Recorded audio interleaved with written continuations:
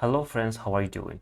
Please, before starting discussing this visa, don't forget to like this video, subscribe to my channel, and if you have any question or any inquiry, please write it down there in the comment section. If we look together at the visa policy of the Samoa, and if you look at this map in front of you, you will see that all the citizens all over the world have the right to travel to Samoa without any need for any visa.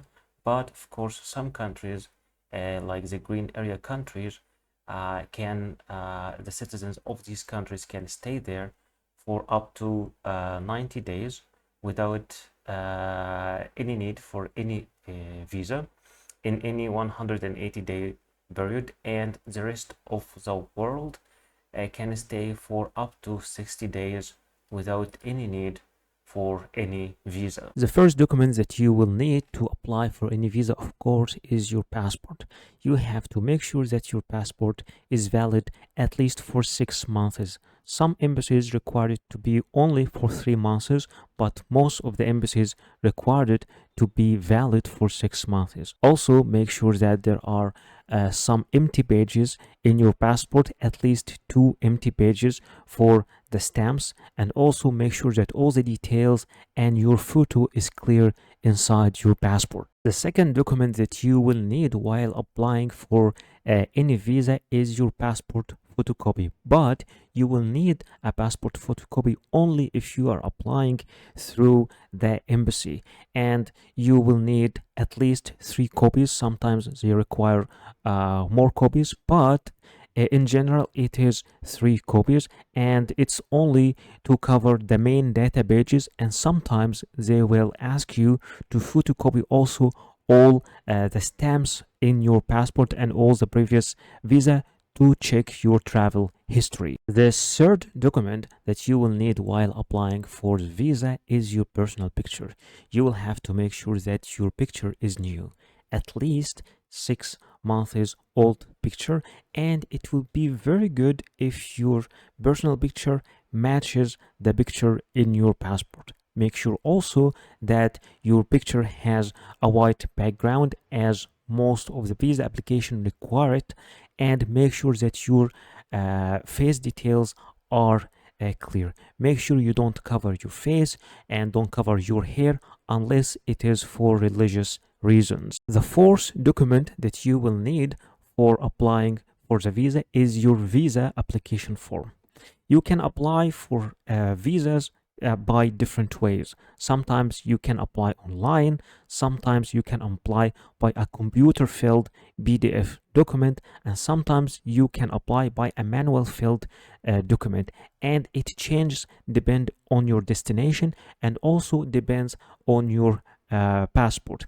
And every section of this section will be discussed specifically in the visa video itself. Either you can apply online, or you can apply by computer filled visa application form, or you can apply by a manual filled visa application form. Document number 5 that you will need while applying for any visa is a proof of status, and you will need this document only if you are applying for a visa through the embassy, and it changes depending on your situation. If you are an employee, you will need a letter from your company, and it should indicate your position, your salary, and it should indicate also the details of the company you are working in, and also its contact number, and make sure that this letter is both signed and stamped. But if you are a business owner, you have to provide all the documents that proves that you own your own business.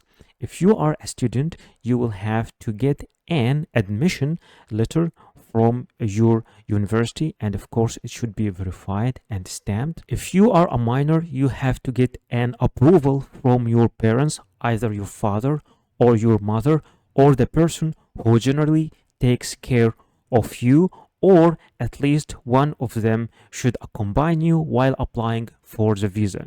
If you are jobless, you will have to provide any document that states that you have sufficient fund that can be enough for you while you are traveling. Document number 6 is a proof of legal status, and you will need a proof of legal status under two conditions. The first condition is if you are applying through a visa through the embassy, and the second condition if you are applying from a different country than your original country.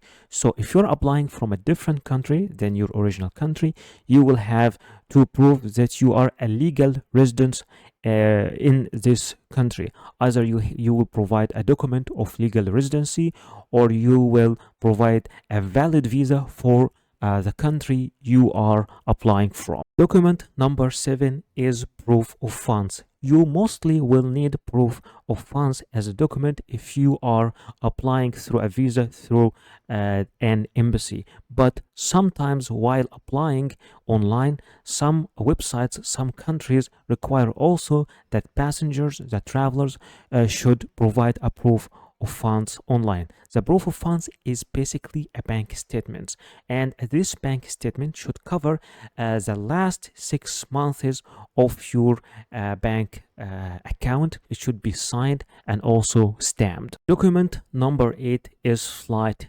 reservation, and the flight reservation is sometimes a very significant document for the acceptance of your visa, and it is required both online, or if you're applying for this visa online, or either you are applying for this visa offline through the embassy, but sometimes also it is not required.